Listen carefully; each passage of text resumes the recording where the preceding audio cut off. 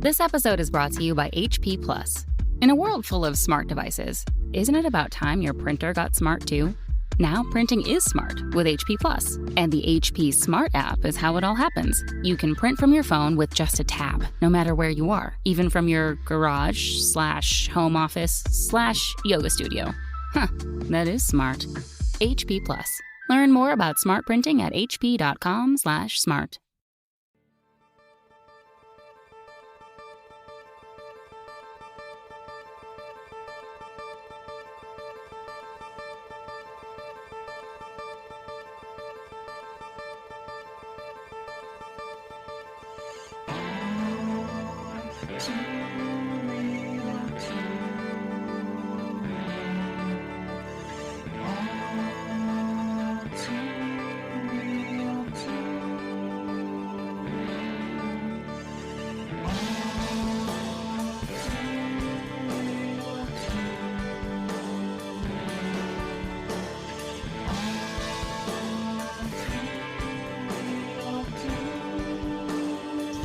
Okay, everybody, welcome to the latest episode of All Too Real 2. My name is Michael E. Cullen II, and with me, as always, via Zoom is Matthew. Maybe I had a jet ski. It's a Polish name. Maybe I had a jet ski. It's, you know. Oh, that makes sense. Yeah. Yeah. Maybe I had a jet ski. Mm-hmm. I gotta say it real bad. Maybe I had a jet ski. Yeah. You know? I think I went to high school with a few. Maybe I had a jet skis, and yeah. It's a common Polish name in Toledo. So yeah, makes sense. Maybe I had a jet ski. Mm-hmm. Matt, maybe I had a jet ski. A lot of us look like Owen Wilson for some reason. It's weird. Mm-hmm. Whoa! Wow! Wow. Sorry, no, he's wow. Joey Lawrence is whoa. That's right, Joey Lawrence. Whoa. Whoa. Owen is more of a wow. Wow. Wow. Wow. Yeah. Oh. Wow. Wow. Wow. I think it'd be cool if there was a movie that was just Joey Lawrence and Owen Wilson on a road trip. Like just visiting like really cool like roadside, you know, things like big giant dinosaurs and stuff. And you know, and then they'd just be like, whoa. Wow. Wow. It'd be the whole movie, just them standing in front of the Grand Canyon going, whoa.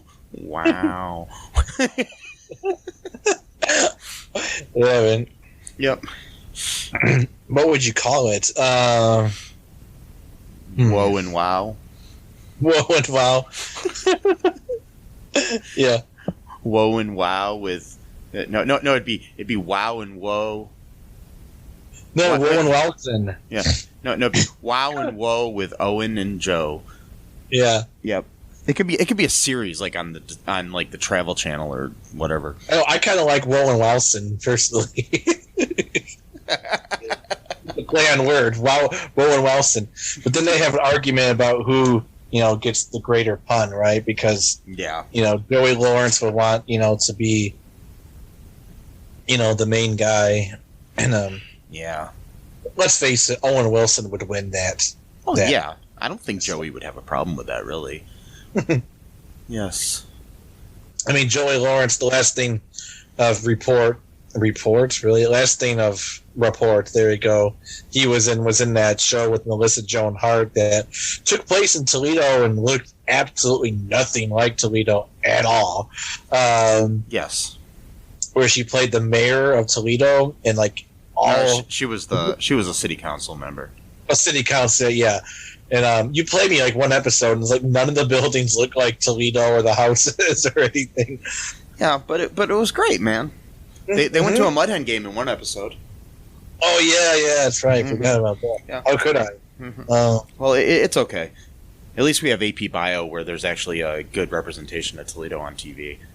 Oh, absolutely. Yeah, like the Rams, you know, stuff like that. Whitlock, you know, Whitmer, you know, Yeah, kind of. I mean, but they also like went to a walleye game, and they actually filmed here in Toledo and stuff. So we were good. Anyway, so back to the topic at hand, folks. Loki episode 4, called The Nexus Event. It was directed by Kate Herron and written by Eric Martin. So, yeah. Featured the song If You Love Me, Really Love Me by Brenda Lee, which I really liked the use of that. Which kind of reminded me of, speaking of AP Bio, because it was kind of the same kind of... It just had a feel of like music that they would play on that show. Yeah. So, in this episode, first off, I just actually want to get your first reaction here, Matt. I watched it twice, and I think it's probably my favorite episode so far. The first time I watched it, I still thought that the second episode was my favorite, but after watching it a second time, I think this one's been my favorite so far. Yeah, mine too. I was doing laundry watching this episode on my phone, and making sure I was in a laundry room, and I was making sure nobody stole my laundry, so I had to sit there. It was really hot, and I was sweating in the laundry room, but I was watching it on my phone, and it was still good. You know, it was awesome, because I've never watched an episode of it on my phone before. But I remember just sitting there, because I'm all by myself, and like events happen in it, and I was like, oh my god, what the heck? I need to talk to somebody now. And there was like some guy working outside, and I almost wanted to go and ask him, like, hey, have you watched Loki? No. What do you think about Loki? Yeah. Just gonna be like, I know you're trying to fix the air conditioning for our complex here, but before you do that, I need you to watch Loki and tell me what you think of it. And he'd be like, I haven't seen a single episode. And I'd be like, okay, I need you to watch 4 episodes of a TV show. Watch 4 episodes in a row. And then talk to me about it, you know? Yeah. Yeah, exactly. Just watch them really quick, man. Come on. You can, like, speed through them. People can wait on their air conditioning. Which you've been complaining about for weeks. I know. Like, you're going to take a break. Just started working. We need to discuss Loki, man. It's like the importance of the world. Yeah. So, anyways, let's do a little breakdown here of the episode and what happened here, Matt. Sure. So, we start out here. It's many years ago, and we start out with a young Sylvie on Asgard playing with some toys, and then some time hunters come, and including Hunter Ravana Renslayer, Hunter A23. And they arrest a young Sylvie for crimes against the sacred timeline, and then erased her timeline from existence. Then when they're at the TVA, Sylvie sees like them torturing like a guy there, you know, like trying to force him to go through to the trial and stuff like that, and she's like, somebody help him, which helps us view more of like the fact that Sylvie actually cares about people, you know, isn't really just out for herself. Then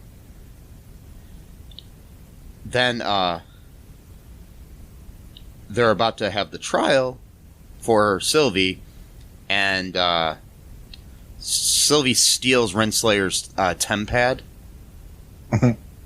during a trial and escaped into a different timeline. Yep. That's what happened there. Yeah. So and it seemed like Renslayer allowed her to do it. Yeah, which is kind of weird. It could be just something that she maybe that's why she's so hell bent on getting Sylvie, is because she feels guilty about letting this happen. Yeah, because she kind of just sort of oh, she's right here. Plus, the other thing about that was kind of weird was it seemed like Sylvie really was comfortable using that TemPad. If that was the first time she was there, she just knew all the buttons to push and everything. I'm starting to wonder if there's been some kind of continuous time loop going on where even as a kid she's not really a kid or something. I don't know, but either that or she's just she's a magical being. She's a god or a goddess, I should say, and she's smart. So yeah, maybe that's I mean, it could be the fact that my almost 2-year-old niece the other day somehow unlocked my niece's cell phone. Right. So yeah, it could be something like that. And then that's great. And started playing some Justin Bieber music on it. I mean, it's I don't know how she did it, but she knew how to do it. So password or just it's a finger, movement or something, but she somehow unlocked it, and we still haven't figured out how she did. But wow. Yeah. So yeah, crazy. And then she changed the music on, because we were playing music on the phone into a little speaker, and she changed it to a Justin Bieber song that she wanted to hear. Oh wow. So it's okay. Maybe because so that makes me think that children can understand a TemPad. Yeah, I mean, plus too, it seems like kids, the more technology there is, kids just almost intuitively know how to use them, know. So could be something like that. Yeah. So basically, and then we cut to the after that happened. We cut to the present day, or whatever you want to call it, because time moves weird in the TVA. Mm-hmm. And Mobius is there talking to Judge Renslayer, and asks to see Hunter C-20. But Renslayer claims that C-20 died from a mental breakdown. Mm-hmm. So, which seems very fishy to not just the audience watching the show, but also seems kind of fishy to Mobius. Yeah. He's not having it. He's And, so, then we cut over to our favorite variants, Loki and Sylvie, in 2077, where they're on Lamentus 1, the moon, and are stranded there, and they form what appears to be a romantic connection, which is kind of interesting. Mm-hmm. While they're talking, it has one of the best lines of dialogue I think of any of these things, and it says, "Do you think?" Sylvie asks Loki. It says, "Do you think that what makes a Loki is the fact that we're destined to lose?" And he says, "No, we may lose, sometimes painfully, but we don't die. We survive." So, I think that's a very important. That little exchange, and they touch each other's hands, and this creates a huge Nexus event, which they notice at the TVA. This is after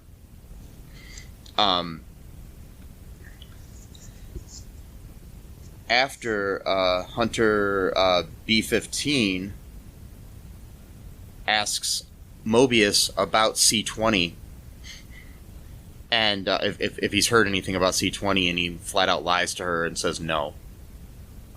Yeah, so. Yep. Because good people lie all the time. Well, sometimes they do, but yes, but not like that. Yeah, I mean, she, made up some story about how she couldn't even speak by the time they got her in the TVA office or whatever, which is bullshit. But yeah, that's what Ravana said. But anyways, so Mobius lies to B-15 about that. Anyways, this big Nexus event happens, and there's that's perpendicular to the sacred timeline, and it's dude, straight up. Yeah, it's like the biggest breach or branch in the timeline ever. And so they go and they rescue and arrest both at the same time, Sylvie and Loki. They rescue them. I invented that term right now. A rescue. It's my term. You should. So what we're gonna do now is we're gonna let police use that term. Yeah. So they don't sound so bad when they arrest people from situations that they shouldn't be arrested from. Well, no, it's got to be specific for both a rescue and an arrest at the same time. Okay. I thought it was just going to be a way to excuse and be like, no, I didn't arrest them. I rescued them because they needed to be rescued, so we arrested them so things wouldn't happen bad. The cops of the future might use that term, but this is the intended meaning of the term. So right now, I'm just saying, in the future, when that term is getting used, Matt, and you feel bad about creating that word. Yep. Because of me, exactly. I invented it. So. Yes. So it'll be your fault when some poor little girl is rescued. Yep. Yep. Oh, boy. Yep. Yes. Anyways, they, so basically, they go back to the headquarters there after they're arrested, and they put Sylvie in this kind of cell, and then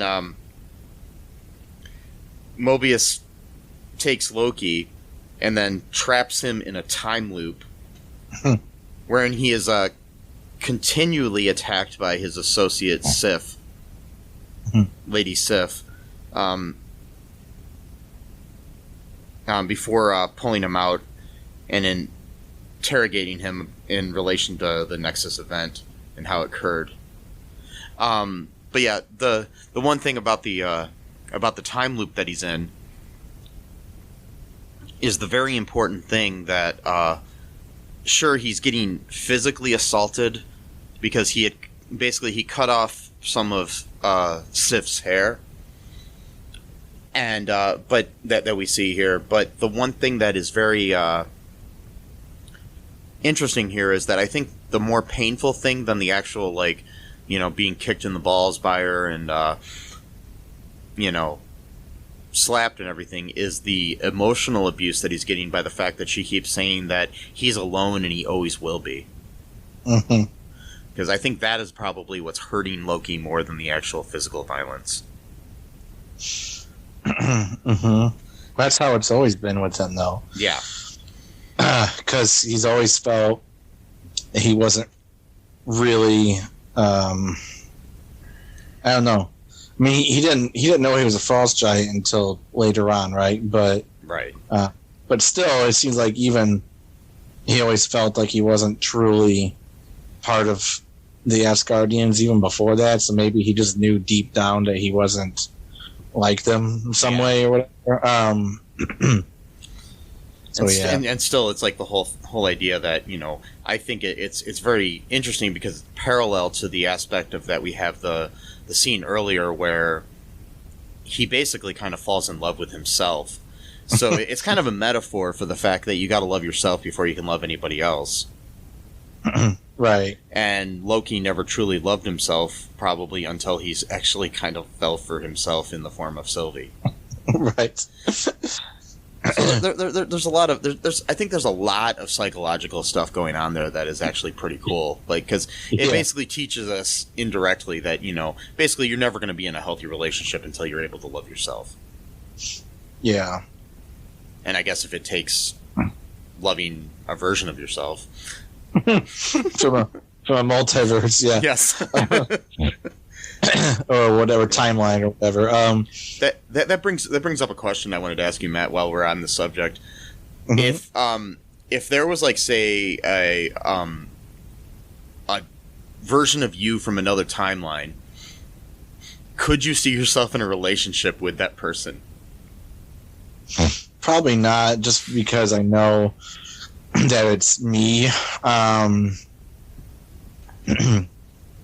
So I don't think so. I guess it brings up even the more, like, realistic, logical question is, would you rather be with somebody that's more like yourself or somebody that's kind of challenges you and has different views on the world and stuff? Not like, you know, I'm not talking about, like, major issues or anything. You know, you're going to have to agree on the same things. But I'm saying, like, somebody with a slightly different personality, like if you're shy, somebody more outgoing, or vice versa, you know?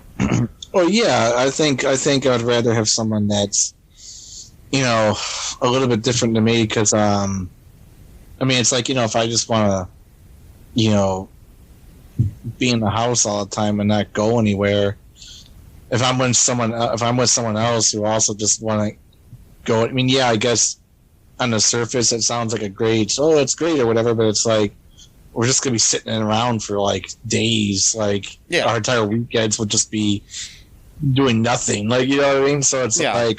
doing the same thing over and over again or something. I'd rather be with someone who's going to, like, say, like, oh, hey, you know, we're going out or whatever, but still, like, someone who's understanding enough to know that, like, if I'm going to have a panic attack, I'm not going to just go in a room with, like, 100 people and pretend like I'm fine. Like, you know what I mean? Like that won't work. Like, type of thing, you know, like, oh, just completely dissociate for me. No, I wouldn't tolerate that. But, like, definitely someone who's like, hey, you know, I'd like you to meet some of my friends, and you know, here's the ground rules. If you feel way too uncomfortable, like not just any kind of discomfort, because any kind of discomfort can be interpreted as, oh, I can't do it. But, like, I mean, if you're gonna, like, fall apart, let me know. I honestly don't think that any of us could just be with somebody that's exactly like us.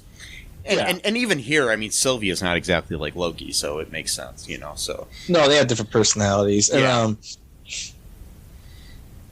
do you want to take a quick break here, Matt, and we'll come back and talk about the rest of the episode? Sure. Okay, we'll be right back, folks.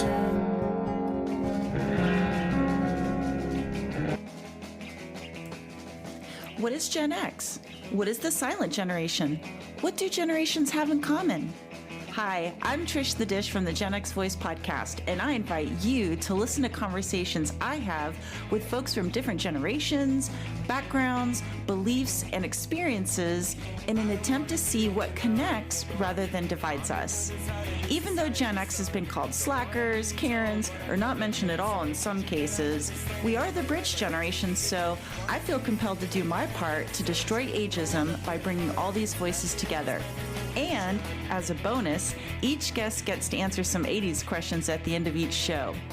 So download and listen to Gen X Voice today on Apple, Spotify, Amazon, or wherever you listen to podcasts. And let's see how much we have in common after all. Hi, this is Catherine, host of a new fashion podcast, The Real Fashion School Dropout. Join me as I interview guests every week in the fashion and beauty space, and we gossip on all things fashion and beauty, and even get into some personal stories of their journey in the industry. You can find us on Apple, Spotify, pretty much wherever you get your podcast. Hope to see you there.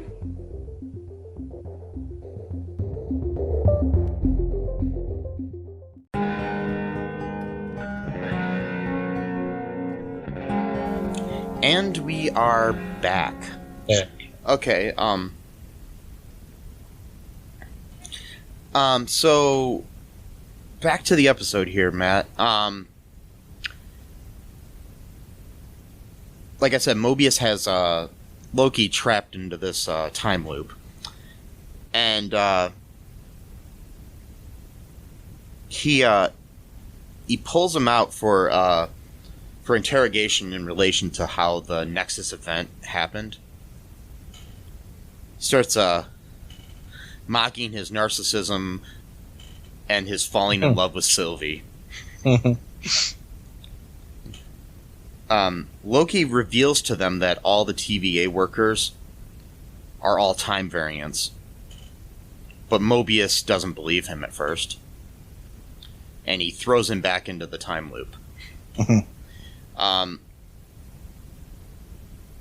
So then there's Renslayer and Loki have a meeting in her office to like celebrate from, catching the variants.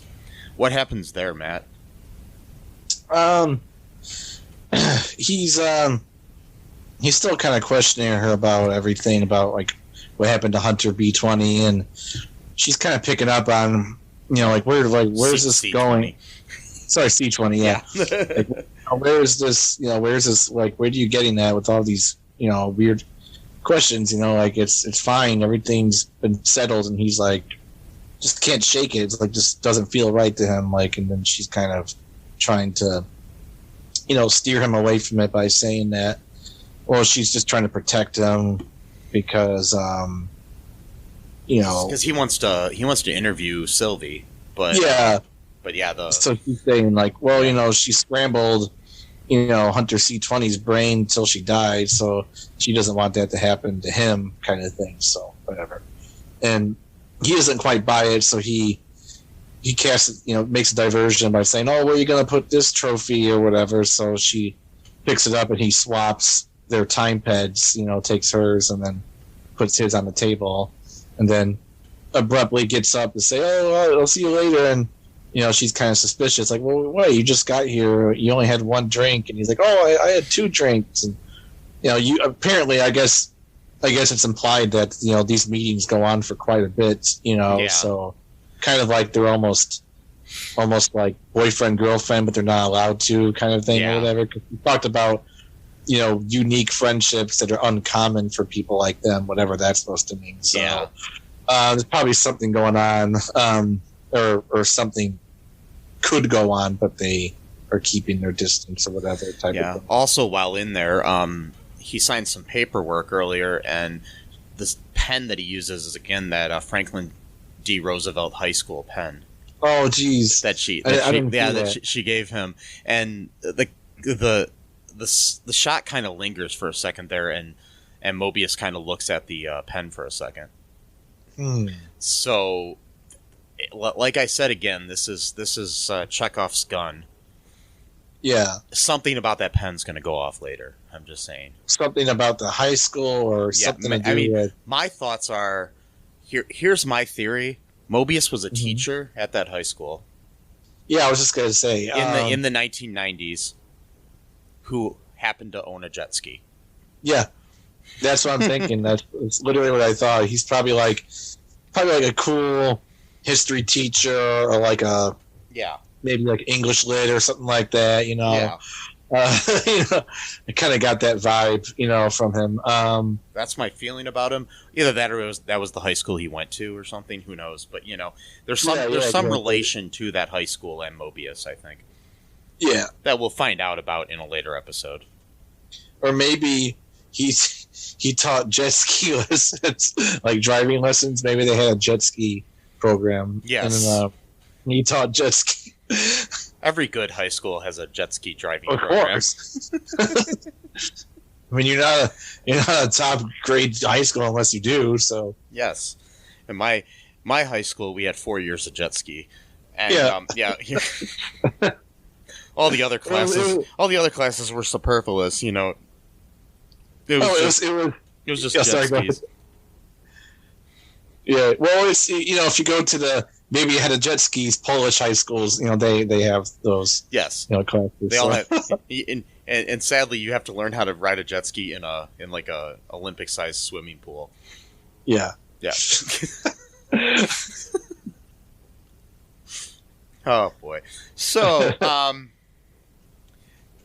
yeah, he leaves basically saying that he's he's tired and exhausted from all these Lokis. Mm-hmm. Yeah. So. Yep. He looks at the tempad, and what does he find on it, Matt?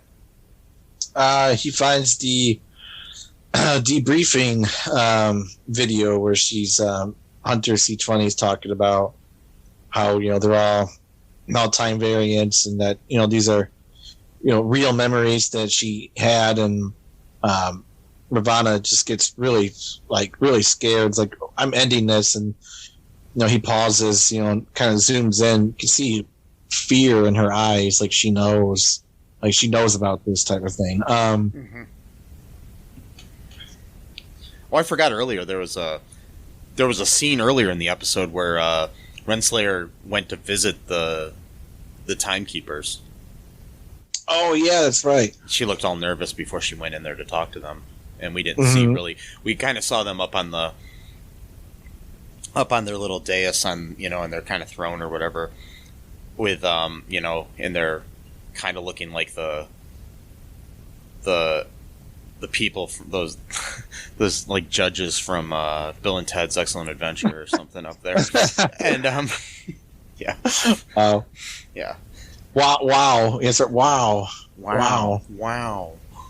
Yeah, it had this cool like symbol like in red. Like it almost looked like a magic symbol, like in Magic, like WandaVision, that kind of magic, not magic tricks, like like a. Yeah, somebody else was pointing out that there are like magic runes on the ceiling in Renslayer's office. Oh, okay. Kind of like the ones that Agatha had in her basement. Oh, okay. So that could be interesting. We'll have to find out. Yeah. So basically, back to the, Mobius finds out that basically Renslayer lied to him, and that C20 seemed fine, just spouting off stuff they didn't want to hear, and Mobius frees Loki once more, from the time loop. And he's basically trying to help him. He's basically, you're going to have to trust me. And he says, and Loki calls him a friend. And says that he can trust a friend. And they're about to go off and figure out what's going on. And Loki's free to run around, basically. He's still got his little thing around his neck. His little, like, what is that? Like I don't know. A collar, kind collar, of. Like collar thing. That's the word I was looking for, collar. Yeah. He, and then, basically, Mobius acknowledges that he had betrayed Renslayer. And, talks about, basically that they're all variants and stuff like that, leading Renslayer to ordering him to be pruned. And in the first shock of the episode, I was like, fuck, they just killed Mobius. Yeah. So I know. That kind of pissed me off. Because he didn't get to go on his jet ski yet. No, he even talked about it. Like, maybe I had a jet ski. Yeah, that's what he said. And he was talking about, I know, I had a life. Maybe I had a jet ski. Yeah. And that's what I like to be is, because earlier she was asking him what time period he would love to be in. Or oh, yeah, and that's what he said. He wouldn't answer it for some reason. Mm-hmm. And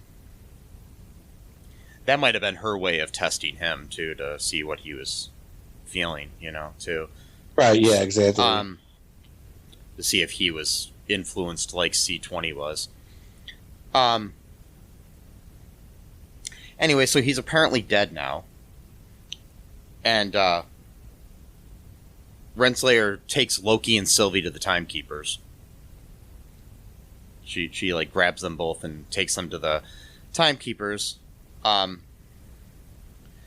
the way there, in the elevator to the Timekeepers, Sylvie asks Renslayer if she remembers her, first off, and she says yes.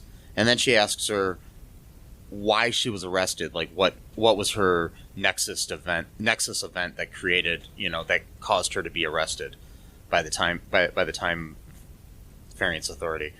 And we see this smirk on Renslayer's face, and she says, "I don't remember." Yeah. Yeah. Some filthy smirk from a filthy person. I think she's evil, to be honest. She might be evil or something like that. I've got some other theories too, but that are not going to come true. But I don't want her to be the big bad of the show, because that'll be the third show in a row where the big bads are all women. I don't think she's going to be the big bad. No, I think there's still something else happening. I'm just saying, I don't know. I just don't like the message Marvel's sending right now with women being all the bad people. Well, that's the thing. See, that's the thing, though. That's the new thing now, though, is that... So, like, we've gone through, like... No, like, just, like, I was actually thinking of this, like last week, and I couldn't really vocalize it, but, like, there's almost, like, an evolution of thing going on. So, like, and this happens like with like anyone who's like a minority or like someone who's like was like part of like a second class citizen. So like first is like you're either depicted as like totally like powerless, or you start off as the villain. It usually could be either or. Then you move your way up to like kind of like a hero, and then or a victim. But then something happens later on where it's like, well, why can't we be played as villains? But like not villains as in like when you. So what I'm trying to say is like, so like there was like this, like when you depict people as villains, you can either do it because that's how you see like those people in real life. So you're basically like, oh, black people, they're villains, or you know what I mean. But then there comes a certain time where it's like a group of people can be the villain in the TV show without society seeing them as villains, if that makes sense. I'm not really describing this well. It makes. I get what you're saying. Okay, good. My main complaint is I understand that, but I just don't want all of the villains in these shows to be women. You know, Right. It's just WandaVision. Of course, it's Mephisto's pulling a string. So, not really. No. I don't know. So we'll see what happens when we get to the last two episodes. Yeah. Well, it's going to be Kang the Conqueror. You know, it's going to be Kang. Maybe. But my thing with that is like, okay, so for a Marvel fan, that makes sense. Mm-hmm. You know what I mean? But for your like people that know the history of the characters and people that do research like you and I do, but your casual viewer, to just bring a villain out of nowhere, it's going to be very dissatisfying. Yeah. Yeah, it's true. Yeah. And I mean, what you want on a show like this is somebody we already know to be the villain. So it's Thanos. No. Yeah. But not somebody from another movie or anything. It's somebody within this show, because there are people that may have not seen any of the other Marvel movies and are just watching, Loki, or something, maybe they're a fan of Owen Wilson, so they started watching the show. You know what I mean? Yeah. So those fans, you don't want to throw them. Well, this character who was in the Marvel comics for all these years that everybody should know about. And that's what I'm saying. But that's why I'm doubting the Kang the Conqueror theory. But it might still happen. You know what I mean? It's just hard to say. Yeah. Anyways, so we get to the Timekeepers, which are really creepy looking lizard people, like they said before, Yeah. The second one even talks like he has a lisp because he's got a big mustache, which I think is funny. Because anytime a sea creature or something like that, like a walrus or something, has a mustache like that, they always have to talk like it's kind of like Merman from He-Man. Yeah. That's kind of the voice he had. He kind of had the, you know, like like he's got something in his mouth. You know, he reminded me of the character from The Mandalorian. The guy that says, "I have spoken," that guy. Oh, yeah, he does. Yeah, he does kind of, and that's another thing. Like, he's got that kind of, you know, thing. I don't know. I wonder, because that was Nick Nolte that did that voice. I don't think this was Nick Nolte, but, you know, it's kind of have, yeah, but it's got like a merman meets Nick Nolte sort of voice. So, anyways, while they're there, so, the timekeepers order Loki and Sylvie to be pruned. But we did have a scene earlier I forgot about. Because it wasn't in my breakdown for some reason. Hunter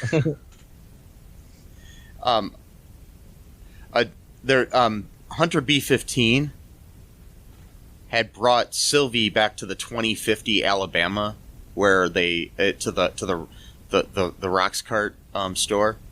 Mm-hmm. Where there was that, you know, we had that event where Sylvie had entered B-15's mind at one point to control her. She asks Sylvie about the situation, like basically trying to say, "Am I a variant?" You know, basically like that, and she wants her to show her again. So she sees that and she says, "I looked happy." And this was in a rain and everything. Oh my god, that scene! I mean, the actress who plays B-15 was just amazing in that scene. I think it was really good, and both of them were. So basically, she knows this, and so she's like basically now converted over to the Sylvie camp, where she believes Sylvie saying that they are, you know, variants. And so right before they're about to be pruned, B-15 frees the pair of their restraints on their collars, and together the three of them fight and defeat Renslayer and the Timekeeper's guards. Though B-15 at one point is knocked unconscious. So Sylvie throws a sword at the Timekeepers at one point and beheads one of them. And his head comes flying down, and we basically learn that this whole Timekeeper shit is just Chuck E. Cheese. We find out they're like androids, they're animatronics or something, you know. The androids are basically just, I mean, the Timekeepers are basically just androids. It's like, not even, yeah, because like my feeling is when you walk out of there, they start, you know, doing a rendition of Katy Perry's Fireworks or something, and you know, they have a band, you know, and like, you know, Pasquale and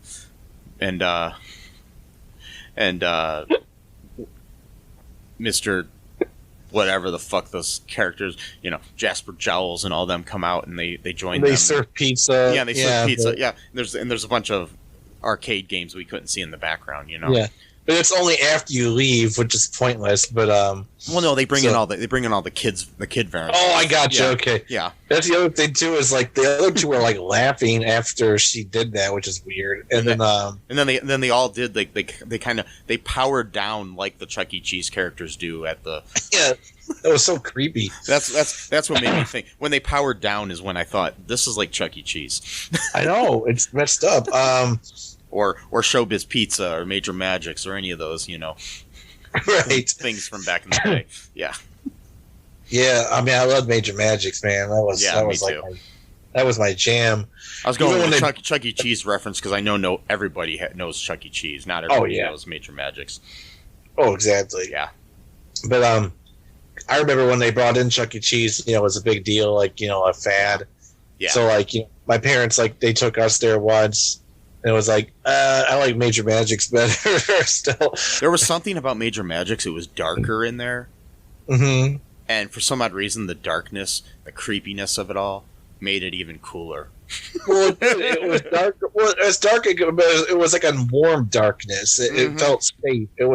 Like, and plus too, it's like it was in a plaza, so like you drove. So it wasn't like you just drove into like a place and there you are. It was like you had to drive into like a whole plaza. So the whole thing just made it feel safer in a weird kind of way. I don't know. And then. And you could play air hockey there. I liked that. So anyways, air hockey, and what you call it, skee ball, and they had skee ball, yes, and no jet skis. Also, my favorite. No jet skis, no. Unfortunately, there was skis, but not jet skis, and no, God was not playing there that particular days I was there, but never got to meet God playing jet ski, playing skee ball. Oh yeah. Like in Dogma. Playing jet skis. Yeah, like in Dogma. But like, I think both you and I had the same favorite video game. There is Teenage Mutant Ninja Turtles. Oh yeah. What was it called? Not Lost in Space. No. I liked the original one, but they also had like Turtles in Time. Was the other one. That was what I played a lot. Was Turtles in Time. Yeah. I really want to get if anybody would like to donate to me. That's listening. I really want the arcade 1-up Turtles game. Yeah, like really badly. So you know, could you to them? Yeah, just send us 2 of them. Yeah, there you go. Yeah, just send me an email. I'll give you our addresses. Yeah. So, you know, you don't have to donate to Patreon or anything. Just donate us a Turtles game. Yeah. So, anywho, back to the show. So we find out that the timekeepers are just a bunch of bullshit, and so then Loki is about to tell Sylvie his feelings for her, basically. Renslayer gets back up and then prunes Loki. Well, I didn't see that coming at all. No. The whole knock the person out with a punch, turn your back to that person. Oh, and the person got up and woke up. Oh, no. If you've ever seen a horror film, you got to make sure somebody's dead. I'm just saying. Yeah, don't just punch someone. It's like Scream, you know, like basically the rules. You got to watch Scream and figure out these rules, people. That movie frustrated me so much just because it was like, I'm like, how obvious is it, people? Like, you know. So, anyways, as he attempted to tell her, he's basically pruned, and so Sylvie is angered, and she overpowers Renslayer, and she demands the truth about the TVA after Renslayer tells her, "Do it." Basically, you know, just kill me. Well, she's afraid. Yeah. Not afraid of being killed. She wants to be pruned because she's afraid of facing whoever's in charge or whoever that they're going to be caught. Basically, and see, this is what I don't understand is like, I know Renslayer knows a lot, but did she know that the timekeepers were Chuck E. Cheese characters? Well, the way she looked like really afraid to face them in the beginning of the episode. So that's what I'm saying. I don't think she knew. I think she basically just found out. So, I mean, if she knew that, like, what I'm trying to say is, like, if she knew that somebody was controlling them, I don't think she would look that fearful to face the animatronics, because unless she was more afraid of the person behind the animatronics. I guess, the wizard, the wizard behind the curtain, sort of thing. You know, we don't know, since she was knocked out during the time, so we don't really know if she knows that they're Chuck E. Cheese robots or not. So we'll find out that if she knows more. It had a very like I said, Wizard of Oz sort of feel too. Like, you know, except for we didn't find out who the wizard behind the curtain was. Well, we got 2 more episodes, so yeah, we will find out. I mean, I will. have no doubt. So then our credits start rolling, and we do have a mid-credits scene, first time in the series, where Loki awakens in a post-apocalyptic New York City and basically asks if he's dead and if this is hell, spelled H-E-L, by the way, not H-E-L-L, like the Asgardian hell, not the human hell. It's kind of like an afterlife, sort of like a purgatory kind of place. It's what the Norse people called the afterlife was hell.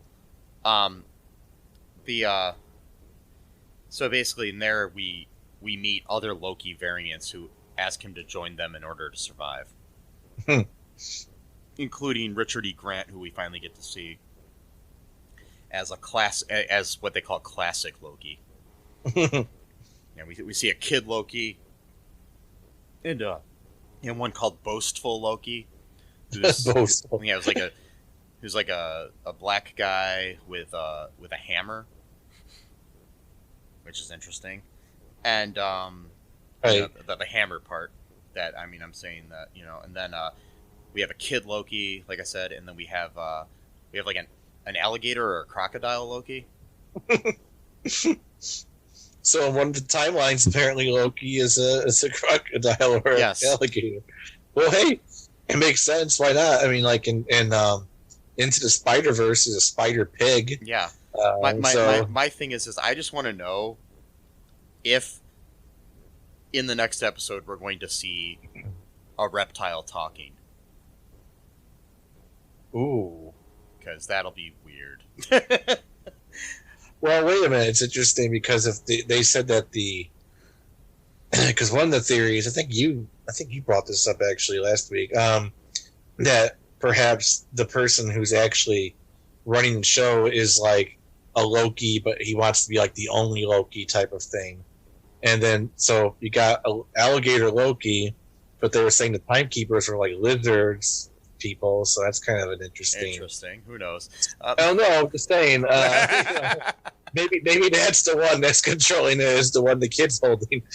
Or maybe he's going to pick up a banjo and we find out he's an animatronic thing that plays at a pizza place. Yeah. Anyway, so who knows? I'm obsessed. Yeah. I'm obsessed with this animatronic thing. Anyway, so do you want to take a break here, Matt, and we'll come back and we'll talk about some trivia and speculation? Sure. Okay, we'll be right back.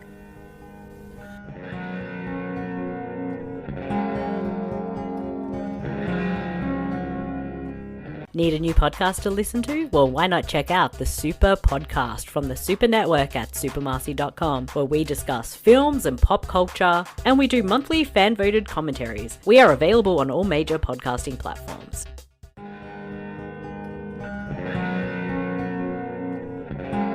Okay, we are back.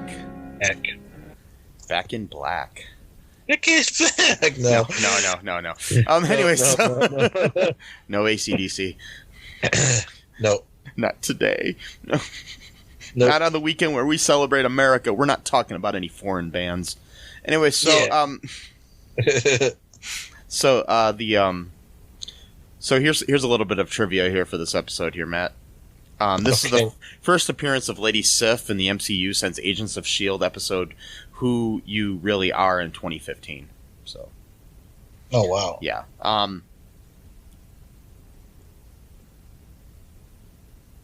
The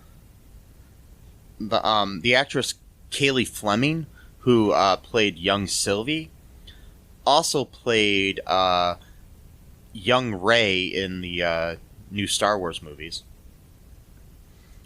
Oh, really? Yeah, and she also appeared as Judith Grimes on The Walking Dead. So she's appeared in several things based on comics and other sci-fi type stuff. Yeah. Yeah, she looked. Now that you think about it, she looked kind of familiar. Okay, yeah. So the scene where Sif and Loki interact is based on the Norse legend where Loki cuts off her hair. In the legend, this eventually puts Thor on the quest that leads to the creation of Mjornir. I do not know how to pronounce that. I mean, I know that I should, but I don't. One of What, you talking about the hammer? Yeah, one of his hammers. It's pronounced Mjolnir. Yeah. Mjolnir, I think. Yeah, Yeah. MJ. Forget about how it's yeah. Forget about how it's spelled because pronunciation has nothing to do with spelling whatsoever. So Yeah, okay. like just ignore it. Just pronounce it as Mjolnir or something like that. Yeah. And just Anyways, so yeah, it leads to the creation of that in the Norse mythology. Richard E. Grant's Loki variant is dressed in Loki's Silver Age comic book look. This is why he's credited as Classic Loki. And this is the first episode to have a post-credit scene. The post-credit scene introduced other Loki versions, and like I said, we have Boastful Loki, Crocodile Loki, Kid Loki, and Classic Loki. We also see in the background of that scene a ruined Avengers Tower from the Avengers. So, yeah. So the Avengers Tower is in the background of that scene. Destroyed. it's interesting. So I have a theory about this, right? I don't really think that this is a destroyed. Okay, you remember the show Stranger Things? Did you ever watch it? No, I haven't watched Stranger Things yet. I know I'm way behind on that. I really should. Well, there's a concept. It's not. Don't worry. It's not really giving anything away. But there's a concept called like the upside down world. I've heard of that. Yeah. Basically, it's just like it's the same place, but it's like all decayed and shit. But that's like the way it's supposed to be in that realm. So it's not. Yeah. It's not so much anything's been destroyed. It's like that's the normal state. You know what I mean? So maybe this kind of maybe that's what's going on here. I don't know. You know. But, yeah, it could be. I mean, and it could be a different timeline. I'm just trying to figure out what it is, like where. So that gives me. So now we can move into speculation here because that gives me thoughts about. I know that Mobius is going to appear in future episodes, so makes me wonder where he went when he was pruned, or like C-20 or other people that got pruned. You know, like are they in some kind of other timeline? Are they sent there, or is it something like that? So maybe when people are pruned, they're not really being killed. Well, yeah, because if you kill someone, I mean, it's not just from like a morality perspective, but if they did that, they would be kind of messing with the timeline themselves by killing someone, right? That's not supposed to be killed. So, like, well, I don't know because like everybody that they're killing are variants. Oh yeah. So. Yeah, true. They were already taken out of the sacred timeline, so... Right. I don't know. It's hard to say. So, one theory that I read somewhere is that there's a possibility that Ravonna Renslayer is actually a Loki. Oh, okay. And that maybe she's the one in charge of everything. Which wouldn't make sense because she used to be a hunter and not a judge. Right. Unless, I mean, I don't know, maybe she's not the main one in charge. Maybe she's like the second in command or something. I don't know what's going on, but that could be an interesting little theory, which is probably going to be wrong. But I like that theory. That maybe she's like the Loki that's trying to be the superior Loki to all the other Lokis, and that's why she's pruning Lokis or getting Lokis out of the timeline. There could only be one Loki. Yeah. Who knows? It could be that or some other reasoning that she's doing what she's doing. That's the only major like theory I have, and I'm just trying to figure out. I mean, there's got to be because I've seen in some previews for a future episode. I've already seen there's a scene with Owen Wilson driving a car somewhere, so he's got to be in a future episode. And so I'm hoping that when he got pruned, he got sent to some other timeline or something, or maybe he got sent back to his own timeline. I don't know what's going. You know what I mean? Because it makes you wonder if these people really were variants or if they were just randomly, picking people off from timelines and just making it so they didn't exist. Yeah, exactly. Like, what if they weren't even... Well, that's the thing. It's like, like the show Legends of Tomorrow, right? Well, like, the whole point of that show was that those characters were so insignificant when it came to the timeline that it was okay to just pluck them out of the timeline. So this could be something like that almost. It could be, yeah. I don't know, but... I don't know. I guess we'll have to wait and see. Do you have any other final thoughts here, Matt, before we wrap things up? No, not really. Just maybe just try to watch this episode at least twice, just to kind of just get a feel for it. I don't think one time is really enough for this particular episode. So, yeah, I agree. I would say at least 2 times. Once, twice, Mm-hmm. 3 times. 3 times a lady. 3 times a Loki. Oh, wait, no. Anyways, so, well, I'll stop singing, folks, because I know it hurts your ears. Anyway, so, here we, make sure you, check out our, all2real2.com. Follow our show. We got some interviews coming up and some really cool, like, reviews of some sitcoms and stuff. Like, coming up, we've got a review of the TV show Kirsty. So yeah, that we recorded recently, which will be fun to listen to. And yeah, check out our Patreon, check out our TeePublic, get some merch, walk around with some All Too Real 2 stuff on your back, Yeah, man. And then, people will be like, what's that? And you'd be like, I don't know, some podcast I listen to or whatever. Yeah, anyways, so the... Some kind of shit I listen to. Yeah. I don't know why you're talking to me. I'm, trying to go to the bathroom right now, but... Oh, wait, no. Don't talk. I'm just standing here at this urinal, and you just came up to me and asked me what my shirt was. Wait. So, we'll see what happens. Anyway, so, yeah.